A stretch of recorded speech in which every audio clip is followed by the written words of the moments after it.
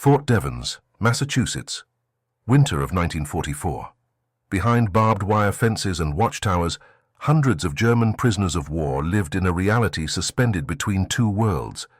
Among them was Helga Müller, a 22-year-old woman whose life had been reduced to the monotonous rhythm of a military telephone switchboard.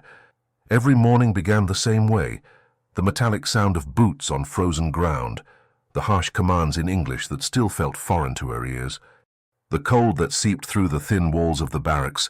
Helga would rise, put on her worn uniform, and walk to the communications center where she spent her days connecting calls, transferring messages, handling paperwork that meant nothing to her. The work was administrative, impersonal, mechanical. She operated the telephone switchboard with efficiency born from repetition, not engagement. American officers spoke around her as if she were invisible. Other prisoners passed by without making eye contact. In this place, Helga had become a function, not a person. The isolation went deeper than physical confinement. She had been captured during the final chaotic months of the war in Europe, separated from everything she knew. Her family remained somewhere across the Atlantic, their fate unknown. Letters never arrived. Questions remained unanswered. The silence was more oppressive than the barbed wire. In quiet moments between calls, Helga's mind wandered to memories that felt increasingly distant. Her mother's kitchen, Sunday afternoons in the park, the simple pleasures of a life that now seemed to belong to someone else entirely. But these memories brought no comfort. They only sharpened the awareness of everything the war had taken from her. The other prisoners at Fort Devens maintained their own forms of distance. Some clung to loyalty to a regime that had led them here. Others had already begun the painful process of questioning everything they had believed. Helga existed somewhere between these positions, unable to fully embrace either. She felt the weight of complicity, yet lacked the language or courage to name it. The camp operated on American efficiency. Schedules were strict, rules were clear, punishments were consistent. But this order couldn't organize the chaos inside Helga's mind. At night, lying on her narrow bunk, she stared at the ceiling and felt the enormity of her powerlessness. She had survived the war only to find herself trapped in this liminal space, neither free nor condemned, neither guilty nor absolved. Her work in the communications center placed her at a strange intersection. She heard fragments of conversations about the war's progression, about Allied victories, about the crumbling of the Third Reich. Information flowed through her hands daily, yet she remained disconnected from its meaning. She processed words without processing their implications. The psychological weight of this existence pressed down on her with increasing force. Helga questioned her own past decisions, the small acts of cooperation that had seemed necessary at the time. She wondered what her compliance had contributed to, what suffering she had enabled through her silence. But these questions had no outlet, no resolution. They simply accumulated, day after day, creating an internal pressure that had nowhere to go. Winter deepened. The days grew shorter. The cold became more penetrating. And Helga Müller continued her mechanical routine, a young woman suspended in a present that offered neither redemption nor escape, waiting for something she couldn't name to break the terrible stillness of her confinement. It happened on an ordinary Tuesday afternoon in February 1945. The recreation area, a sparse room with wooden benches and cracked walls, had been opened for the prisoners' brief respite period. Helga sat in her usual corner, hands folded in her lap, staring at nothing in particular. Then Private Johnson walked in carrying something unfamiliar, a portable radio, battered but functional. He placed it on a metal shelf, adjusted the antenna, and turned the dial. Static filled the room. Then suddenly, unexpectedly, music poured forth. The sound was unlike anything Helga had ever heard. Syncopated rhythms, brass instruments wailing with wild abandon. A saxophone crying out notes that seemed to bend the very air. Jazz, pure, unfiltered American jazz, broadcast from some distant station in Boston. Helga froze. The other prisoners stopped their quiet conversations. The music filled every corner of the room with its chaotic energy, its unrestrained joy, its complete defiance of the ordered world they inhabited. It was Glenn Miller's orchestra, though none of them knew the name. They only knew the effect. Some prisoners looked confused. even disturbed by the unfamiliar sounds. Others leaned forward, curiosity replacing their usual guarded expressions. A young woman named Greta began tapping her foot unconsciously. Another prisoner, Margaret, closed her eyes as if trying to understand the music through feeling rather than hearing. Helga remained motionless, but something shifted inside her chest. The music penetrated barriers she had carefully constructed. It demanded a response her mind couldn't control.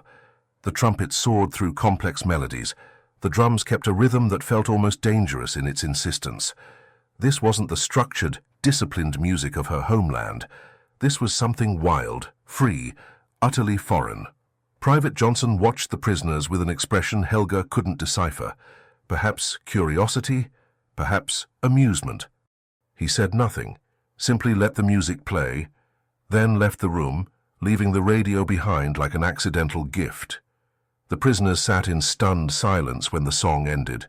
Then another began. This time, a vocalist joined the instruments, singing in English words Helga couldn't understand, but somehow felt in her bones.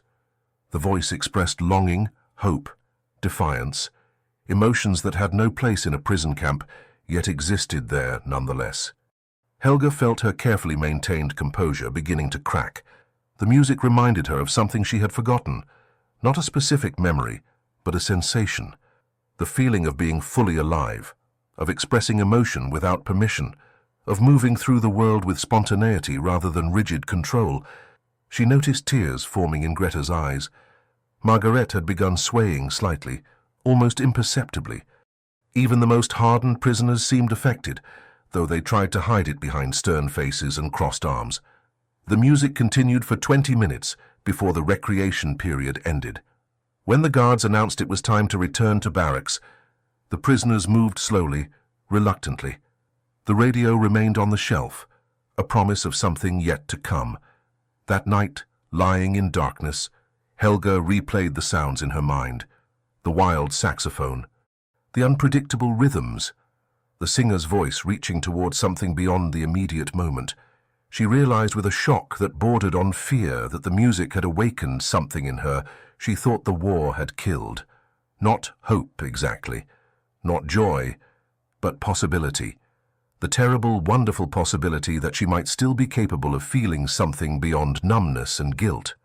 The encounter had lasted less than half an hour, but it had opened a crack in the wall she had built around herself, and through that crack, something dangerous was beginning to seep in.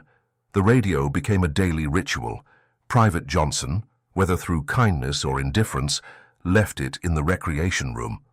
Every afternoon at 3 o'clock, Helga found ways to finish her switchboard duties early, rushing to claim her spot near the device before the scheduled break. The music varied. Sometimes big band orchestras with their cascading brass sections. Other times, smaller ensembles where each instrument seemed to tell its own story. Occasionally, a piano player would take the lead, fingers dancing across keys in patterns that defied everything. Helga thought she understood about musical structure. She began to recognize patterns within the chaos, the way a trumpet would answer a saxophone, how the drums could shift the entire mood with a single syncopated beat. The music wasn't random at all. It was conversation, argument, celebration, all happening simultaneously through sound. Alone at her telephone post during slow hours, Helga hummed melodies she had memorized. Her fingers tapped rhythms against the wooden desk. The American soldiers passing through the communications center gave her strange looks, but said nothing. She barely noticed them. The music had created a private world inside her head, a refuge from the oppressive reality of confinement. The physical effect surprised her most. When certain songs played, her chest would tighten, then suddenly release. Her breathing would deepen. Tension she hadn't realized she was carrying would drain from her shoulders. The music worked on her body before her mind could analyze or resist it. One afternoon, a song came through the radio that struck her with particular force. A slow ballad, melancholic, yet somehow hopeful. The vocalist sang with a vulnerability that felt almost painful to witness. Helga sat perfectly still, listening to every word she couldn't understand, feeling every emotion she could. Without warning, tears began streaming down her face, not quiet tears, deep, shaking sobs that came from somewhere she had locked away since her capture. The other prisoners glanced at her, then looked away, granting her the dignity of private grief in a public space. The tears weren't sadness exactly. They were release. Everything she had suppressed to survive, all the fear and shame and loss and confusion poured out of her in that moment. The music had given her permission to feel what she had forbidden herself to acknowledge. Greta moved closer, placed a hand on Helga's shoulder, said nothing. The gesture was enough. Helga wasn't alone in this experience. Others were being affected too, each in their own way. She remembered dancing at 17 before the war consumed everything. Her father's birthday celebration, a small gathering in their modest home, simple folk songs on an old gramophone. She had spun around the room, laughing, careless, young. That girl seemed impossibly distant now, separated from her present self by an ocean of experience and regret. But the jazz brought something of that girl back. Not innocence. That was gone forever, but aliveness, the capacity to feel deeply, to respond to beauty, to let emotion move through her without controlling it. When the song ended, Helga wiped her face with her sleeve. She felt exhausted and strangely energized simultaneously. The other prisoners began moving to different rhythms now, some tapping feet, others swaying. The music was working its way through the entire group, breaking down defenses they had maintained since arriving at Fort Devens. For the first time since her capture, Helga felt something approaching peace, not happiness, not freedom, but a reconnection with her own humanity that she had feared was permanently lost. Within 2 weeks, the recreation room had transformed. What began as cautious curiosity had evolved into something approaching necessity. The prisoners no longer needed permission to gather around the radio. They came instinctively, drawn by a force stronger than routine or regulation. The change was visible in their faces. Women who had worn expressions of stone for months now showed flickers of animation. Eyes that had been dead suddenly held light. Bodies that had moved with military rigidity began to sway, almost imperceptibly at first, then with increasing freedom. Helga watched this transformation with amazement. Margaret, who never spoke about her past, began humming along to familiar melodies. Greta, the youngest among them at 19, started moving her hips to the rhythm, tentative movements that gradually grew bolder. Even Frau Schmidt, a stern woman of 40 who had maintained absolute discipline, allowed her foot to tap against the floor. The music created an unspoken permission. In this room, for these brief moments, they could forget they were prisoners. They could forget the war. They could forget everything except the immediate sensation of sound moving through their bodies. One afternoon, something unprecedented occurred. A particularly energetic swing number filled the room, and suddenly Greta stood up and began to dance. Really dance. Her movements were unpracticed, improvised, but filled with genuine joy. She spun in a small circle, arms extended, head thrown back. For a moment, everyone froze in shock. Then Margaret joined her, then another woman, then another. Within minutes, a dozen prisoners were moving together, creating their own spontaneous choreography. Some clapped in rhythm, others simply swayed. A few laughed, actual laughter that sounded foreign after so many months of silence. Helga remained seated, watching in disbelief. This collective release felt almost dangerous in its intensity. They were supposed to be defeated, broken, subdued. Yet here they were, dancing in a prison camp, reclaiming something the war had tried to steal from them. The guards observed from the doorway. Some looked confused. Others seemed moved by what they witnessed. Private Johnson stood among them, a slight smile on his face, as if he had anticipated this outcome all along. The music bound them together in ways nothing else could. Language differences dissolved. Political divisions became irrelevant. Personal grievances faded. In these moments, they were simply women responding to rhythm and melody, finding community in shared experience. Helga noticed how the dancing created physical contact they had avoided for months. Women held hands to spin each other. They bumped shoulders and laughed instead of apologizing. They created human chains, moving together in synchronized steps that no one had taught them. The energy in the room built to something almost ecstatic, Faces flushed with exertion and emotion. Breathing became heavy but liberated. Some women cried while dancing, tears mixing with smiles in expressions of complicated release. When the song ended, the room fell silent except for heavy breathing and scattered giggles. The prisoners looked at each other with new recognition. They had shared something profound, something that transcended their circumstances. Helga felt her heart pounding.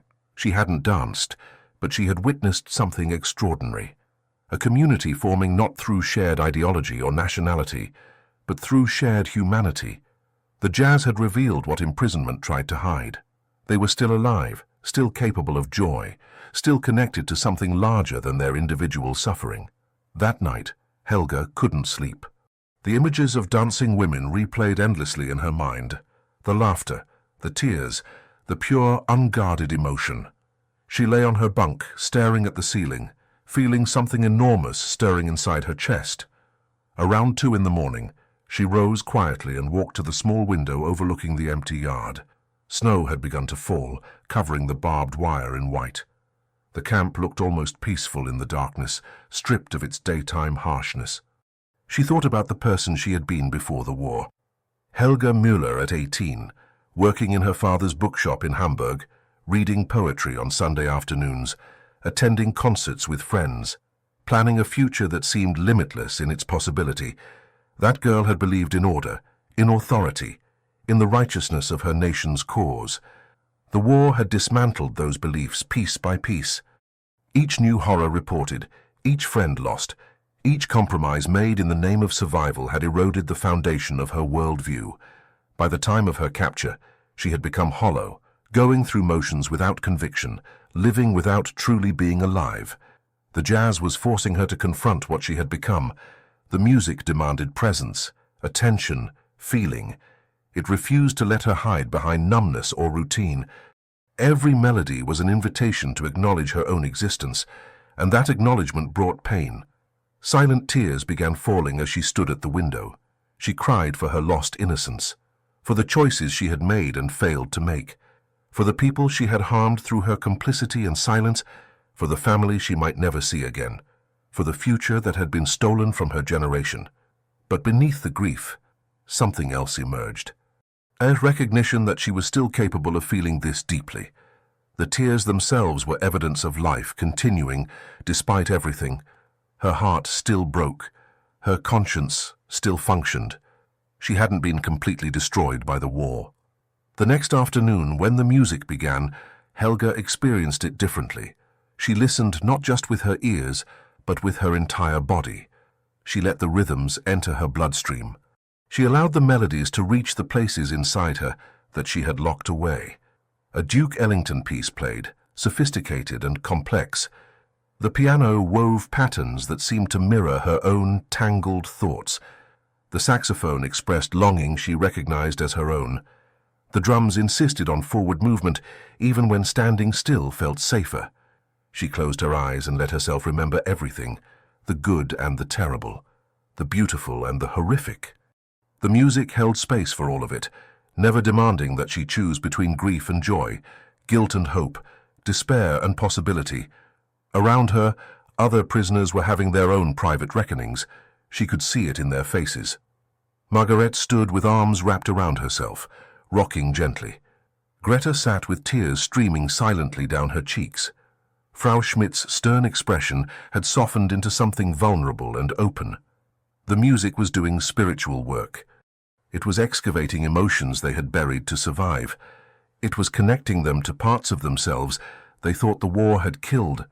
It was proving that beneath the trauma and loss, something essential remained intact. When Helga finally opened her eyes, she noticed her hands were trembling, not from fear or cold, but from the intensity of feeling flowing through her. She was alive, profoundly, painfully, beautifully alive. And for the first time since her capture, that felt like enough. The transformation happened gradually, then all at once. 3 weeks after first hearing jazz, Helga found herself standing during a particularly vibrant Benny Goodman recording. Her feet began moving without conscious decision, small steps at first, testing her own courage. Greta noticed immediately and extended her hand. Helga hesitated only a moment before taking it. The younger woman pulled her into the informal circle of dancers, and suddenly Helga was moving, really moving, for the first time in years. Her body remembered what her mind had forgotten. The rhythm entered through her feet and traveled upward. Her hips swayed. Her shoulders loosened. Her arms rose and fell with the music's natural cadence. She wasn't graceful. She wasn't practiced. But she was free. The other women made space for her, encouraging her with smiles and nods. Margaret spun past, laughing. Frau Schmidt clapped in rhythm, her stern demeanor completely dissolved. The room pulsed with collective energy, each woman contributing to something larger than herself. Helga felt barriers crumbling inside her. The shame that had weighed her down for months began to lift. The guilt remained, would always remain, but it no longer paralyzed her. She could carry it and still move. She could acknowledge her past and still participate in this moment. As she danced, memories flooded back with new clarity. Her mother teaching her to waltz in their small kitchen, her sister laughing at her clumsy attempts. Summer festivals where everyone danced regardless of skill. The music had always been there in her life, connecting her to community, to joy, to something beyond individual existence. The war had tried to erase that connection.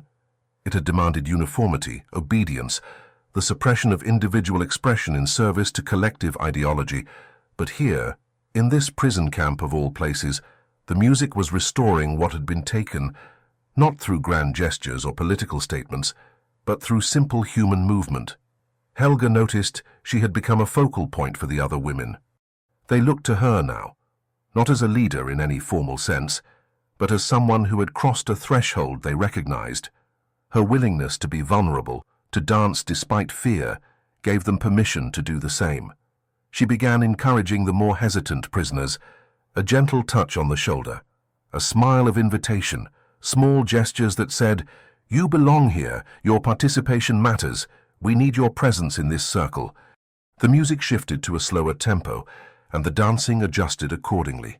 Women paired off, holding each other close, swaying in time. Helga found herself embraced by Margaret, both of them moving in silent communion. No words were necessary. The shared experience communicated everything. In that embrace, Helga understood something fundamental. Suffering didn't have to destroy humanity. Imprisonment didn't have to eliminate dignity. Even in the darkest circumstances, people could find ways to affirm life, to create beauty, to maintain connection with their deepest selves. When the music ended, the women stood together in the center of the room, breathing heavily, faces flushed. They had created something sacred in this profane space. They had reclaimed a piece of their souls. Spring arrived at Fort Devens with unexpected warmth. The snow melted, revealing brown grass and muddy pathways. The barbed wire remained. The watchtowers stood unchanged, but something fundamental had shifted within the camp's atmosphere. The radio sessions had become the heartbeat of prisoner life. Every afternoon, without fail, the women gathered. The guards no longer questioned it. Private Johnson had been transferred elsewhere, but his replacement, a young corporal from Tennessee, maintained the tradition. He even brought new records occasionally, expanding their musical education. On a Thursday in late April, something extraordinary happened. The recreation room filled as usual, but this time every single prisoner attended. Even those who had resisted, who had maintained their rigid disapproval, came to witness what had become undeniable. The music began, a Louis Armstrong recording, his trumpet blazing with life, his gravelly voice celebrating existence itself.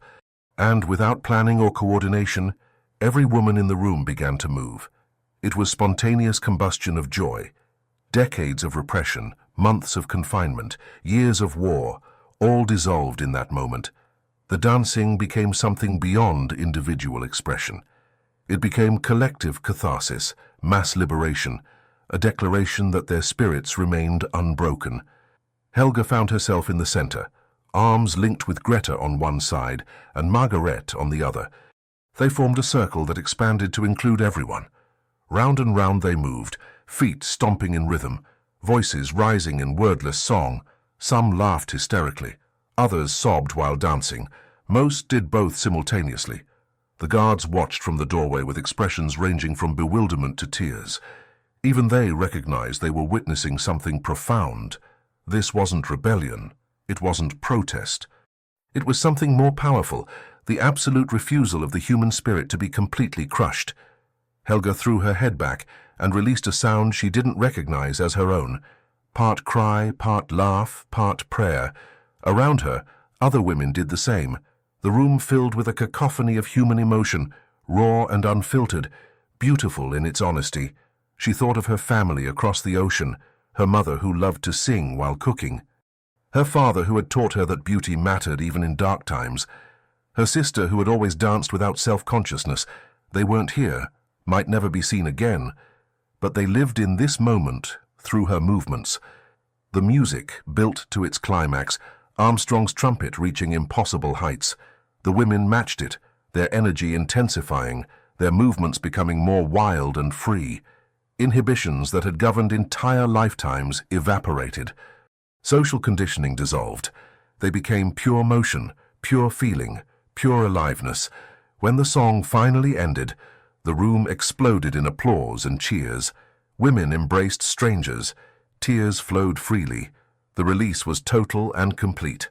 In the sudden silence that followed, Helga looked around at the transformed faces. These weren't broken prisoners anymore. They were women who had found a way to survive with their humanity intact. The war had taken everything from them except this: the capacity to feel, to connect, to create moments of transcendence even in hell. She understood then what the music had taught her.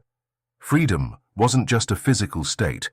It was an internal condition that no prison could completely eliminate.